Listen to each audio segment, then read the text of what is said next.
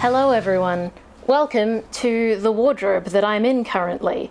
I usually record in the wardrobe because all of the scarves and coats and whatnot are good for sound dampening, but I don't normally bring a camera with me. I'm coming to you from the wardrobe with a very important message. I have seen a film and I enjoyed it, and I think perhaps you will enjoy it too. I have put my iPad in the most inconvenient position.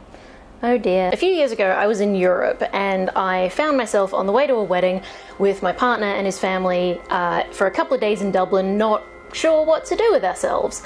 But we were recommended the Book of Kells exhibit, so we went to see the Book of Kells. And the book itself is, it's cool, it's fine, it's an interesting exhibit, it's an interesting artifact. The book itself is in this big darkened room behind glass, and they only open to one page a day, so there's this special light that shines on it, and they don't want it to get faded or anything, but they do want people to see it, so it's one page a day, and that's pretty cool.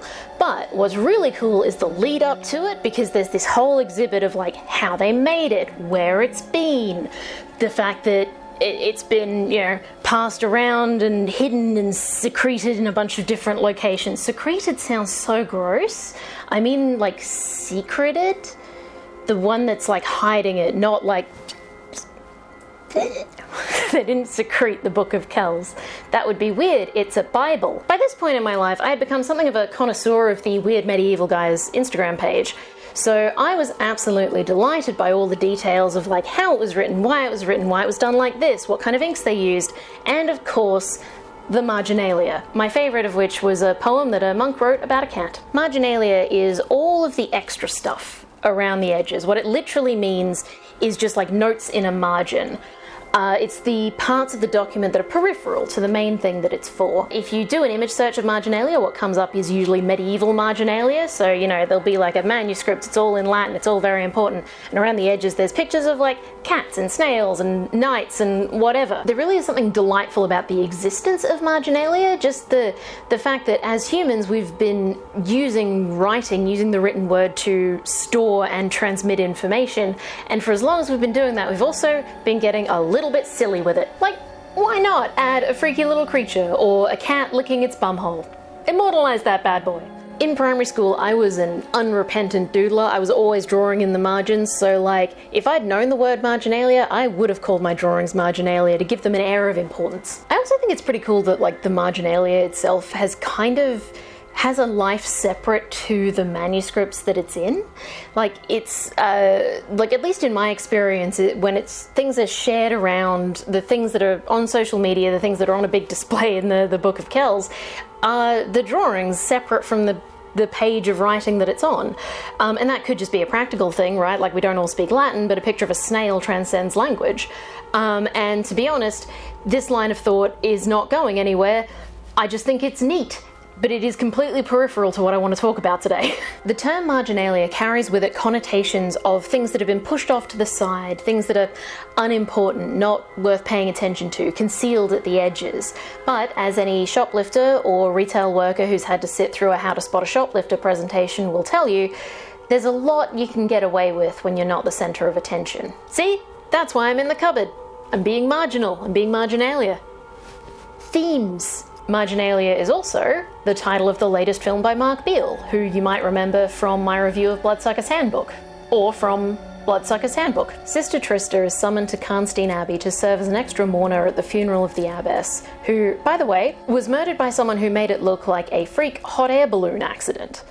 I really need you to understand that this film opens with a freak hot air balloon accident. And the whole first act, they can't even have the funeral because the hot air balloon got away. They need to wait for the hot air balloon to come down. When Trista arrives, everything is just kind of strange in ways that are easy to write off as the Abbey being isolated and everyone being in shock from a recent death, but also are we sure that's all it is? We don't want to be rude or anything, but I mean, come on, you see it, right? It's a very folk horror way to open a movie. You know how, the first 20 minutes or so of The Wicker Man, Sergeant Howie's, freaking out because, oh, this community is so sinful and backwards, oh no! But it's also kind of hey man, I think maybe you're just mean. Actually, now I think about it, it's really the opposite of that, because Trista is very polite, actually. Perhaps too polite. about some things. For example, the person who is as up to something as it's possible to be. I watched a Q&A with Mark Beale about this film, and one of the things he said was that it was supposed to be in colour, but there was a miscommunication about the location, so black and white was basically a way to hide the incomplete parts of the set. And that really surprised me, because while I was watching it, I was thinking about how filming in black and white was such an evocative choice, and how beautiful a lot of these black and white shots are, and how the corners of the frame disappear into an unknowable dense blackness that gives the impression that there's always something around the corner.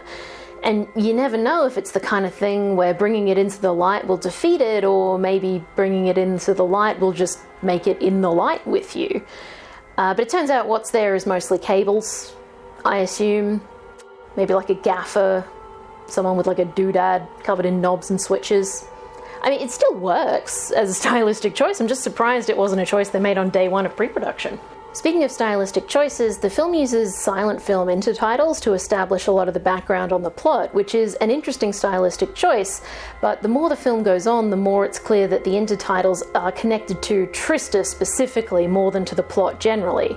Like, they're used to establish what's happening, but specifically the parts of it that affect Trista. She is a character who is in a completely different style of film to everyone else, and that's just such an efficient way to establish her separation from other people. First, the separation from others that led her to join the convent and take a vow of silence in the first place, and the way that the vow of silence keeps her separate from the other nuns. As much as she's an interloper in Karnstein Abbey, you kind of get the feeling that even where she was from, the other nuns kind of didn't like her. Like, I might just be reading into this, but I feel like when the Mother Superior was asked for an extra mourner, she was like, "Oh, yes, let's send Trista. Maybe she'll fall down a big hole on her way back and we'll never see her again." Fans of Bloodsucker's Handbook will be pleased to know that Father Gregory is back, and he's been betontured. And he's in even more of a predicament than last time, still at the hands of Kondu. Bishop Penderecki shows up, and immediately he and Brother Udo recreate the dynamic between Father Gregory and Kondu. Bothered, unmoisturized, stressed out of his mind, in a predicament, betontured, flourishing. The more the film gets into the plot, the more it becomes a film about power and control. Karnstein Abbey is a place where, in theory, everyone has given up their mortal desires in service of God, but in practice, it's an isolated environment where people maintain control over their own lives by taking power away from other people. And the easiest way to do that is to make people feel like shit about themselves. As she laid herself down to sleep, she dreamt dreams of carnal pleasure. And when she awoke, she was no longer pure in heart. So when you find out exactly what the abbess was up to and how all these demons got here, it's no surprise really how many people went along with the plan, because it would mean more power, more freedom, more autonomy than they had before. But it's also more to fight over, more to be petty about. It's also not a surprise people went along with it, because, like, it's probably really boring where they are. Like, what else are you gonna do? You're in an abbey miles away from anyone.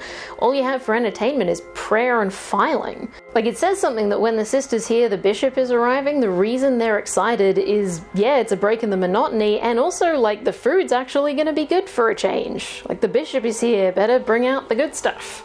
Speaking of power and control, Sister Trista's vow of silence comes from a practical place. Her backstory is that she used to have a lovely singing voice, but she was cursed and now it sounds terrible. So joining a convent and taking a vow of silence means that her needs are met without her having to deal with the mockery and fear that other people send her way. So silence gives her a certain amount of control over her life in that sense, but it also means that she isn't in control of what other people think of her. Whether they think she's mysterious or dangerous or not worth the effort of getting to know. Trista is instantly best friend to some, lust object to others, a signifier detached from what it signifies to be used for whatever other people want from her. It's a bit like Morven Caller, if you've seen that. You know, this is a protagonist who doesn't speak much, and in her hometown people assume it's because there's just not much going on up here, not much to say because not much to think.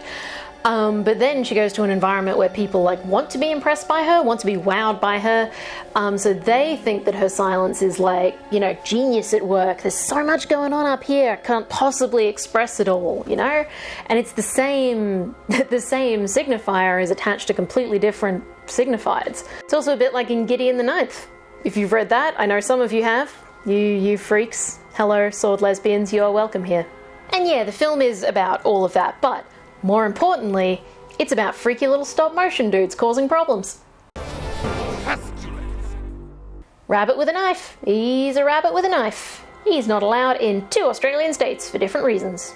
Get your ass to South Australia, rabbit with a knife. If you've seen some of my myth roundups, you'll know that 2 of my favourite things a film can do are get weird with it and have a dance sequence. Now, we've already covered it getting weird with it, but does it have a dance sequence? If we expand our definition of a dance sequence to include a kind of Hieronymus Bosch nightmare, then yes, I would say Marginalia does include a dance sequence. Also, like, to the characters, this is sort of a dance sequence, just, you know, dance sequence brackets evil. So, like, in the context of the plot, it's a dance sequence. I'm allowing it. I'm allowing it. So as like a concluding thought, I have this impulse to say that Marginalia isn't going to be for everyone. And like, I'm trying to avoid doing that for this and other things because it's such a nothing statement, you know? That's something you could say about literally any piece of art, right? Even, or perhaps especially, the pieces of art that are made for everyone. So instead, I will say this. If you have the chance to see Marginalia, maybe give it a shot. You might enjoy it. And if you don't, it's like an hour long. There's worse things you can do in an hour. Ooh. And if, after all this, you really don't think you're going to enjoy Marginalia, as an alternative, I will recommend Bloody Muscle Bodybuilder in Hell. It's a Japanese movie, it's like equally low budget, it's just totally the opposite vibe. Like this extremely buff dude who was a fan of Evil Dead made a film that is exactly the kind of film that that type of guy would make. Thanks everyone for watching. If you like what I do, be sure to like and subscribe, do platform things. Engage with this platform, please, and thank you. My upload schedule is so sporadic that it couldn't even be called a schedule, so it's easy for my videos to get lost, except for that one time I accidentally had some trending keywords in the title, and that let me hop onto a trend I didn't even realize was happening. This video was brought to you by members of my Patreon, and if you'd like to see more of my work, one way you can help is by making it more of a financial priority for me. And special thanks for this video go to Mark Beale, who sent me a screener for Marginalia, which let me make this video in the first place.